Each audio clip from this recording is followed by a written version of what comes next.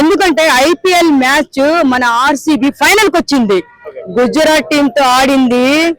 Batting చేస్తే మా బాబా ఏం చేసింది బ్యాటింగ్, మామూలుగా ఆడలేదు. నాకు ఎంత హ్యాపీగా ఫీల్ అయ్యామంటే తుక్కు రేగొట్టారు. ఎంత తుక్కు అంటే అంత తుక్కు రేగొట్టారు అనమాట. అంటే ఐపీఎల్ లో ఒక చరిత్రను సృష్టించారు కదా, క్వాలిఫైయర్ లో 250+ రన్స్ కొట్టారు, ఎవ్వరు కొట్టలేదు. ఎలా ఫీల్ అయ్యారు యాజ్ ఆర్సీబీ ఫ్యాన్ గా? ఆర్సీబీ ఫ్యాన్ గా నేను చాలా గర్వంగా ఫీల్ అవుతున్నాను. ఎంత ಗರ್ವಂಗ ಫೀಲ್ ಆಯ್ತುನಾನಂటే ನನಗೆ ತುಂಬಾ ಸಂತೋಷ ಆಗ್ತಾ ಇದೆ. ಇವಾಗ ಈ ಸಲ ಕಪ್ಪು ನಮ್ದೆ 100%. ನಾನು ಹೇಳ್ತಾ ಇದ್ದೀನಿ, ಎಲ್ಲಾ ವಿಡಿಯೋದಲ್ಲಿ ಮಾತಾಡ್ತಾ ಇದ್ದೀನಿ, ಫಿಕ್ಸ್ ಮಾಡಿ ನೀವು. ఆర్సీబీ బెంగళూరు అక్కడ తెలుగు స్టేట్. నేను ఎందుకు గర్వంగా కన్నడದಲ್ಲಿ మాట్లాಡ್ತಾ ಇದೀನಿ ಗೊತ್ತಾ? ఈ సల కప్పు నమ్దే. అక్క ఇప్పుడు ఈ రోజు మాటలు మాట్లాడాలి.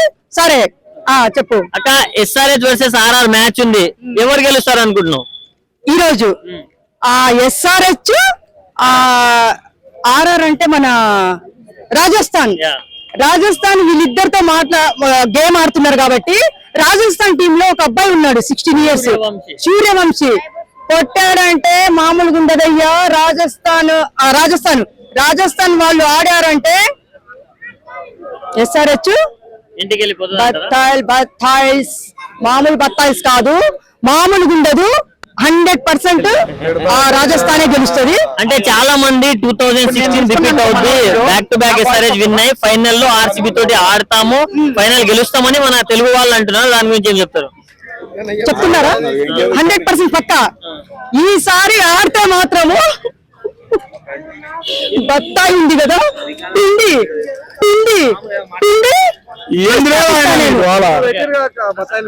బత్తాయి పెట్టినా పర్వాలేదు, గర్వంగా ఫీల్ అవుతున్నా.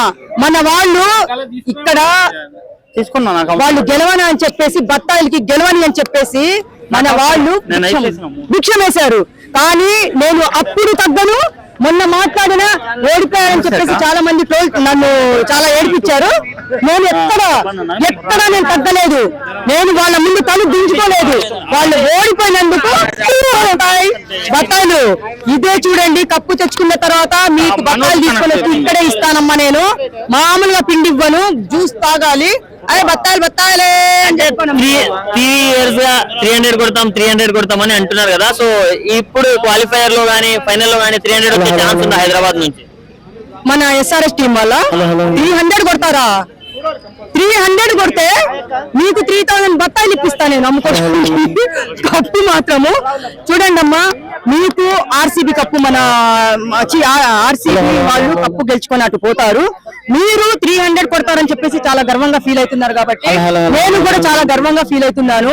ఎందుకంటే మీరు 300 కాదు 3000 కొట్టి చూపించండి.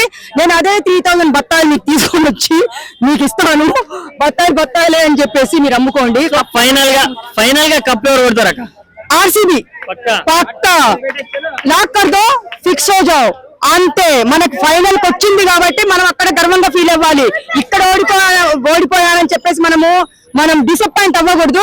వాళ్ళు కప్పు కోసమే ఓడిపోయారు, కప్పు తీసుకొని వచ్చి చూపిస్తారు, తర్వాత వాళ్ళు బత్తాయిలు తెచ్చి చూపిస్తారు. రజత్ పటిదార్ ఇన్నింగ్స్ గురించి ఏం చెప్తారు? నైట్ మ్యాచ్ లో ఒక్కడే 33 balls లో 93 runs కొట్టాడు కదా. చాలా మామూలుగా ఆడలేదు నిజంగా. రాత్రి మ్యాచ్ మైండ్ బ్లాక్, అట్లా ఆడారు మన వాళ్ళు. అది సో ఓవరాల్ గా కెప్టెన్ దొరకడం మన అదృష్టం అని చెప్తారా? 100% అదృష్టం కాదు, మామూలు అదృష్టం కాదు, నిజంగా అదృష్టమే. ఆడండి అమ్మా. మీరు 300 కొడతానని చెప్తున్నారు ఎస్ఆర్హెచ్ టీం వాళ్ళు. మీరు ఆడి ఈసారి కప్పు మనమే గెలుచుకుంటామని చెప్తున్నారు. గెలుచుకోండి అమ్మా. వాళ్ళు కప్పు కొట్టుకొని పోతే మీరు బత్తాయిలు పట్టుకొని రండి అని చెప్పి కోరుకుంటున్నాను. బత్తాయిలే.